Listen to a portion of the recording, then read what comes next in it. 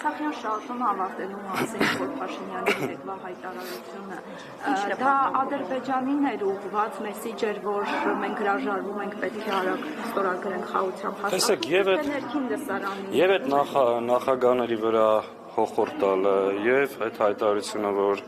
Արցախյան հիմնախնդիրը փակված է, շարժումը փակված է, դրանք բոլորը ուղղված են Ալիևին եւ Ալիևին դուր գալու համար է դա անում։ Բայց կա նաեւ մի ուրիշ խնդիր։ Այսօր Ադրբեջանի բոլոր պահանջները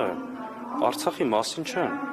Հայաստանի մասին են։ Հենց այդտեղ կրկին ուզում էր հասարակությանը խաբել հերթական անգամ, որ եթե Արցախի հարցը փակենք, մեր բոլոր խնդիրները լուծվելու են, բայց իրականում այսօր Ադրբեջանի պահանջները վերաբերվում են Հայաստանին։ Եվ ընդամենը երկու հոգի կա, որ վերջի 4 տարվա մեջ ամեն կերպ փորձում է Արցախյան հարցը փակել, դա Ալիևն է եւ Էրդողանը։